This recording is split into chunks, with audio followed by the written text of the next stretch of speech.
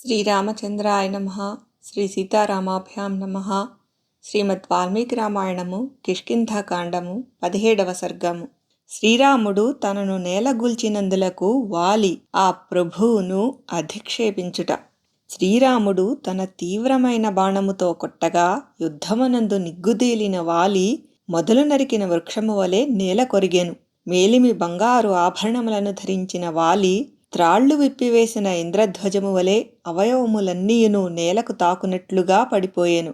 వానరులకు ప్రభువైన ఆ వాలి భూమిపై పడిపోవుటతో అతని రాజ్యము చంద్రుడు లేని ఆకాశము వలె కళతప్పెను. ఆ మహాత్ముడు నేలపై పడినప్పటికీ బలపరాక్రమములు, శోభ, ప్రాణములు అతని దేహమును విడిచిపెట్టలేదు. వజ్రములు పొదుగబడిన ఇంద్రదత్తమగు ఆ బంగారు దండ వానరప్రభువు యొక్క ప్రాణములను, బలమును, తేజస్సును కాపాడెను. బంగారు మాలతో ఒప్పుచున్న మహావీరుడగు ఆ వాలి సంధ్యా సమయమునందలి ఎర్రని కాంతులతో కూడియున్న మేఘము వలె విలసిల్లుచుండెను. నేలపై పడియున్న వాలి యొక్క శోభ, అతడు ధరించిన మాల, అతని దేహము, దానిపై నాటుకొనియున్న బాణము అను 3 రూపములుగా విరాజిల్లుచున్నది. శ్రీరాముడు ప్రయోగించిన ఆ అస్త్రము స్వర్గమునకు దారి చూపునది. అట్టి ప్రభావము గల ఆ శరము వీరుడైన వాలిని పరమపదమును పొందుటకు అర్హునిగా చేసెను. యుద్ధరంగమున పడియున్న ఆ వాలి తిన్నగా కన్నులు తెరిచి చూచుచుండెను. అప్పుడు అతడు మంటలు ఆరిపోగా మిగిలియున్న అగ్నివలే ఒప్పుచుండెను. పుణ్యము క్షీణించిన పిమ్మట దివి నుండి భువికి జారిన యయాతివలెను, యుగాంతమునందు దైవికముగా నేలరాలిన సూర్యుని వలెను విలసిల్లుచుండెను. అతడు మహేంద్రుని వలె ఎదిరింపశక్యముగానివాడు, ఉపేంద్రుని వలె సహింపరానివాడు. అతడు ఇంద్రుని వరము వలన జన్మించినవాడు, బంగారు హారమును ధరించినవాడు. అతని వక్షస్థలము విశాలమైనది. అతడు ఆజానుబాహువు, చక్కని ముఖకాంతి గలవాడు. అతని కన్నులు బంగారు వన్నెగలిగి మెరయుచుండెను. అట్టి వాలిని రామలక్ష్మణులు ఆదరముతో చూచి ఆయనను సమీపించిరి. అంతట వాలి మహాబలశాలులైన రామలక్ష్మణులను జూచెను. పిదపాతడు సవినయముగా ధర్మబద్ధముగానే శ్రీరామునితో ఇట్లు పరుషవచనములను పలికెను. స్వామీ, నీవు ఒక మహారాజుగారి కుమారుడవు, సకల ధర్మశాస్త్రములను అభ్యసించినవాడవు, ఉత్తమ వంశమున జన్మించినవాడవు, సత్వగుణము కలవాడవు, పరాక్రమవంతుడవు, ధర్మ నియమములను పాటించువాడవు, అన్ని విధములుగా ఖ్యాతికెక్కినవాడవు. నేను వేరొకనితో యుద్ధము చేయుచున్నప్పుడు నీవు నన్ను చంపి ఏమి బావుకుంటివి? నేను విజృంభించి యుద్ధము చేయుచున్నప్పుడు నా వక్షస్థలమున బాణముతో ఎందుకు కొట్టితివి? శ్రీరాముడు కనికరముతో ఆశ్రితులను కాపాడుచుండువాడు, ఎల్లప్పుడూ ప్రజల హితమునకే పాటుపడువాడు, దయామయుడు, గొప్ప ఉత్సాహ శక్తిగలవాడు, సదాచార సంపన్నుడు, చేపట్టిన దీక్షను విడువనివాడు అని సకల ప్రాణులను ఈ భూమండలమున నీ కీర్తిని గానము చేయుచుండును. ఓ ప్రభూ, ఇంద్రియ నిగ్రహము, మనోనిగ్రహము, సహనము, ధర్మాచరణము, ధైర్యము, సత్యవ్రతము, పరాక్రమము, అపరాధులను దండించుట మొదలగు అన్నీయును రాజులకు ఉండవలసిన గుణములు. ప్రభూ, ఆ ఉత్తమ గుణములన్నీయును నీలో ఉన్నవనియు, అంతేగాక నీవు సద్వంశమునకు చెందినవాడవనియు తలంచి నా భార్యయగు తార అడ్డుపడినను వినక సుగ్రీవునితో యుద్ధమునకై వచ్చితిని. ఇంతకు ముందు నీ దర్శనము కాలేదు. ఇతరులతో యుద్ధమున మునిగియున్న నన్ను ధర్మాత్ముడైన శ్రీరాముడు దెబ్బతీయుడు అని నేను విశ్వసించి ఉంటిని. కాని నీ బుద్ధి దారి తప్పినదని, నీవు ధర్మమును ముసుగు కప్పుకొనిన అధర్మపరుడవని, నీ ఆచార వ్యవహారములు పాపముతో కూడియున్నవని, గడ్డిచే కప్పబడిన బావి వంటి వాడవని నేనెరుగను. బూడిదలో తాగియున్న నిప్పువలే నీవు సత్పురుషుల వేషములో ఉన్న పాపాత్ముడవు, ధర్మమును అడ్డుపెట్టుకొని లోకమును మోసగించుచున్నవాడవు అనియు నేను ఇంతవరకును ఎరుగను. నీ దేశమున, నీ పురమున నేను ఎన్నడును నీకు అపకారమును తలపెట్టలేదు, నిన్ను అవమానపరచియు ఎరుగను. అట్టి నిరపరాధినైన నన్ను నీవు ఎందులకు చంపబూనితివి? నేను కాయకసరులను తినుచు వనములలో జీవించుచుండెడి వానరుడను. నిన్ను ఎదిరించి యుద్ధము చేసిన వాడను కాను. మరి ఒకరితో పోరాడుచున్నప్పుడు నీవు నన్ను ఎందులకు చంపబూనితివి? ఓ రాజా, నీవు ధర్మపురుని వలె జటావల్కలముల వేషమును ధరించితివి. వాస్తవముగా నీవు అధర్మపరుడవు. క్షత్రియ వంశమున పుట్టినవాడు, వేదశాస్త్రములను అభ్యసించినవాడు, జ్ఞాని ఎగుటచే సంశయములు లేనివాడు, ధర్మ మార్గమును అవలంబించినవాడు ఎవడు ఇట్టి క్రూరమైన కర్మకు పాల్పడును? ఓ రామా, నీవు రాజవంశమున జన్మించినవాడవు, ధర్మాత్ముడుగా ప్రసిద్ధిగన్నవాడవు, పైగా సౌమ్య రూపముతో ఉన్నవాడవు. కాని అట్టి నీవు ఇట్టి క్రూర కర్మలకు ఎందులకు ఒడిగట్టితివి? ఓ ప్రభూ, శాంతగుణము, దానము, సహనము, ధర్మాచరణము, సత్యవచనము, ధైర్యము, పరాక్రమము, అపరాధులను దండించుట అనునవి మహారాజుల లక్షణములు. రామా, మేము వనములలో సంచరించెడి మృగములము, ఫలమూలములే మా ఆహారములు, ఇదియే మా జీవన విధానము.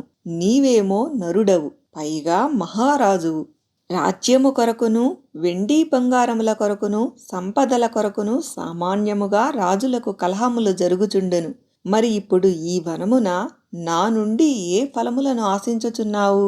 నీతిని పాటించుట, అణుకువ కలిగియుండుట, దోషులను దండించుట, నిర్దోషుల ఎడ అనగా సజ్జనుల ఎడ అనుగ్రహమును ప్రదర్శించుట రాజు పాటింపవలసిన ముఖ్య విధులు. వీటిని అవివేకముతో తారుమారు చేయరాదు. పాలకులు నియమములకు లోబడి ఉండవలెను, తోచిన రీతిగా ప్రవర్తింపరాదు. నీవు కామదాసుడవు, కోపస్వభావుడవు, చపలుడవు, నైవేనయాది రాజధర్మములను విచక్షణారహితముగా నడుపువాడవు, యుక్తాయుక్తములను మరచి తోచిన రీతిగా ఇతరులను చంపెడివాడవు. ఓ నరేశ్వరా, నీకు ధర్మమునందు ఆదరభావము లేదు, కార్యసాధనమునందు నీ బుద్ధి స్థిరమైనది కాదు. నీవు విశృంఖలముగా ప్రవర్తించువాడవు, కావున ఇంద్రియములకు వసుడవు. నిరపరాధినైన నన్ను నీ బాణముచే కొట్టితివి. ఇట్టి నీచమైన పనికి వడిగట్టిన నీవు ఇందులకు సత్పురుషులకు ఏమని సమాధానము చెప్పెదవు? రాజద్రోహి, గోబ్రాహ్మణ హత్యలకు పాల్పడినవాడు, చోరుడు, ఎల్లప్పుడూ ప్రాణులను వధించుచుండువాడు, నాస్తికుడు, అన్నకంటెను ముందుగా పెండ్లి చేసుకునినవాడు, వీరందరికిని నరకయాతనలు తప్పవు. చాడీలు చెప్పిడివాడు, లోభి, మిత్రద్రోహి, గురుద్రోహి మొదలగు వారు పాపాత్ముల లోకములకు పోవుదురు. ఇందు ఏమాత్రము సందేహము లేదు. ఓ రఘువీరా, సత్పురుషులకు జింక చర్మము ఆసనాదులకు ఉపయోగపడును, నా చర్మము అందులకు పనికిరాదు. చమరీ మృగముల కేశములు చామరములుగా దైవసేవలకు ఉపయోగపడును, నా రోమములు అందుకు అనర్హములు. ఏనుగుల ఎముకలు అనగా దంతములు లోకమునకు ఉపయోగపడినట్లు నా ఎముకలు ఉపయోగపడవు. నీవంటి ధర్మాత్ములకు నా మాంసఖండములు తినుటకు అయోగ్యములు. ఏవైనా అనివార్య కారణముల వలన బ్రాహ్మణ, క్షత్రియ, వైశ్యులు మాంసాహారులైనచో వారికి పంచనఖ జంతువులలో ముళ్లపంది, కుక్కలను చంపెడి వరాహము, ఉడుము, కుందేలు, తాబేలు అను 5 మాత్రమే భక్షింపదగినవి. ప్రాజ్ఞులు నా చర్మమును గాని ఎముకలను గాని తాకనే తాకరు. నేను 5 గోళ్ల జంతువునే అయినను నా మాంసపు ముక్కలు తినుటకు పనికిరావు. ముందు చూపుగల తార నా హితమును కోరుచు సత్యమును అనగా ఇప్పుడు యుద్ధమునకు వెళ్ళుటకు తగదు అని పలికినది. కాని ఆమె మాటలు కాదని లక్ష్యపెట్టక నా మూర్ఖత్వముచే ఆయువు మూడి విధి విలాసమున నేను ఇటు యుద్ధమునకు వచ్చి తిని. కాకుస్తా శీలవతి అయిన యువతికి ధూర్తుడైన పతి చేతిలో రక్షణ కరవైనట్లు నీ వంటి రాజు యొక్క పాలనలో బడిన భూమి దిక్కులేనిది అగును. నీవు కపటివి, ఇతరులకు అపకారము చేయుచూ జీవించువాడవు, నీచపు పనులను చేయువాడవు, నక్క వినయము గలవాడవు. ఇట్టి పాపాత్ముడవైన నీవు మహాత్ముడైన దశరథ మహారాజునకు కొడుకువై ఎట్లు పుట్టితివి? శ్రీరాముడు అనిడి ఏనుగు సదాచారములనిడి బంధములను త్రెంచివేసినది, సత్పురుషుల ధర్మ మార్గమును విడిచిపెట్టినది, ధర్మమనిడి అంకుశమును పారవేసినది. అట్టి ఏనుగు చేతిలో నేను హతుడనైతిని. నీవు చేసిన పని అనుచితమైనది, దీనిని సత్పురుషులు నిందింతురు. ఇది నీకు శ్రేయస్కరమూ గాదు. ఇట్టి అకృత్యమునకు పాల్పడిన నీవు సజ్జనుల మధ్య దీనిని ఎట్లు సమర్థించుకొందువు?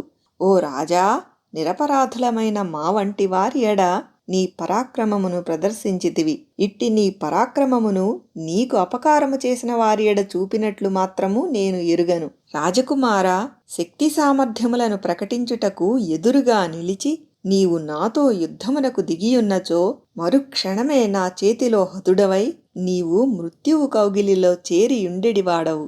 రణరంగమున నన్ను ఎవ్వరునూ ఎదిరింపజాలరు. అట్టి నేను వేరొకనితో యుద్ధము చేయుచున్నప్పుడు మద్యపానము చేసి స్పృహదప్పబడియున్న వానిని పాము కాటు వేసినట్లు నీవు చాటున దాగియుండి నన్ను దెబ్బతీసితివి.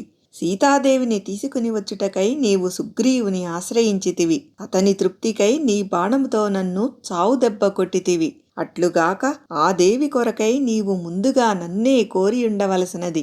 అప్పుడు నేను ఆ సాధ్విని ఒక్క రోజులో తీసుకుని వచ్చి నీకు అప్పగించెడివాడను. అంతేకాదు, రావణుని యుద్ధమున చావగొట్టి బంధించి అతనిని నీ ముందు ఉంచెడివాడను. రావణుడు సీతాదేవిని సముద్ర జలములలో గాని పాతాళలోకమున గాని లేక మరెక్కడ దాచియుంచినను నీ ఆజ్ఞ అయినచో మధుకైటభులు పాతాళమున దాచిన శ్వేతాశ్వతరీ రూపముననున్న వేదములను హయగ్రీవుడు తీసుకుని వచ్చినట్లుగా ఆ సాధ్విని తీసుకుని వచ్చి ఉండెడివాడను.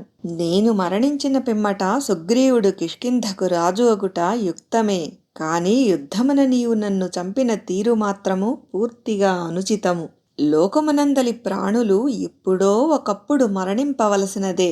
ఇది సహజము, అనివార్యము. కావున నా మృతికై నేను దుఃఖించుటలేదు. కాని ఈ విధముగా నన్ను చంపుట ఉచితమని భావించినచో నీవు బాగుగా ఆలోచించి నాకు ప్రత్యుత్తరమిమ్ము.